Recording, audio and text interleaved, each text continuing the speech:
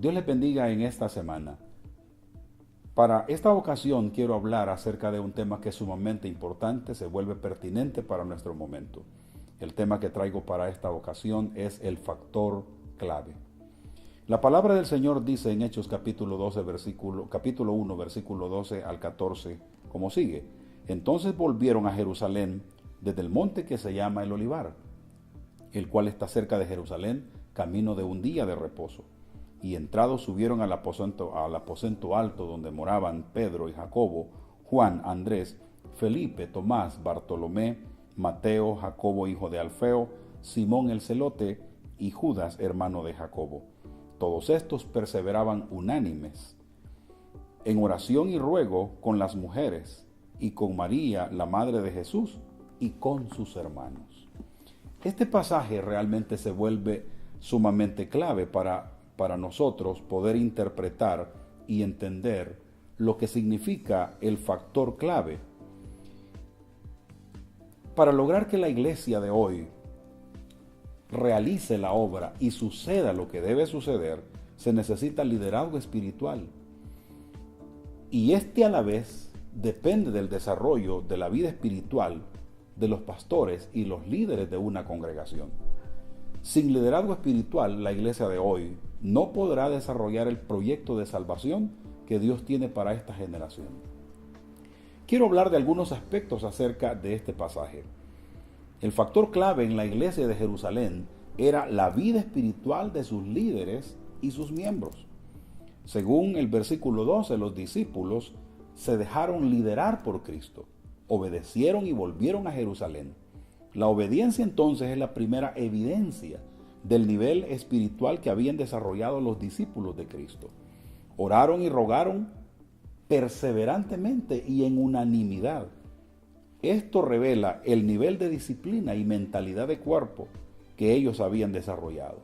En el contexto de la oración, dice la palabra que leyeron las Escrituras y encontraron respuesta.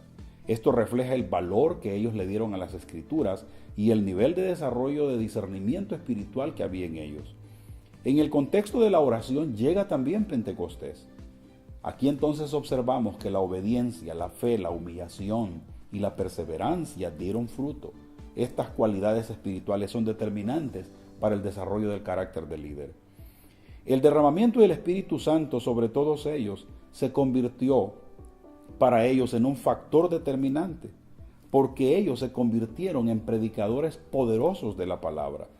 Entonces, ante esta situación, observamos que ellos pudieron hacerlo en unanimidad. Entonces, la comunidad experimentó niveles excepcionales de unidad. La persecución era manejada de manera exitosa.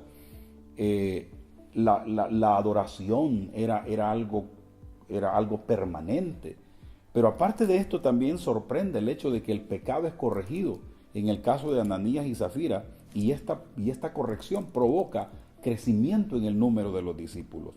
También el testimonio es fuerte, es valeroso a través de la persona de Esteban.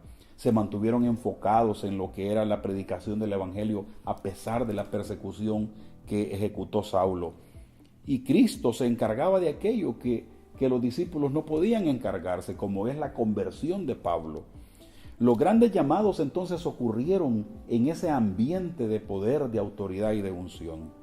Entonces podemos decir que los programas y proyectos de una iglesia local no dependen tanto en sí mismos de los programas, sino básicamente de la vida espiritual, del liderazgo espiritual de las personas que dirigen esas iglesias locales.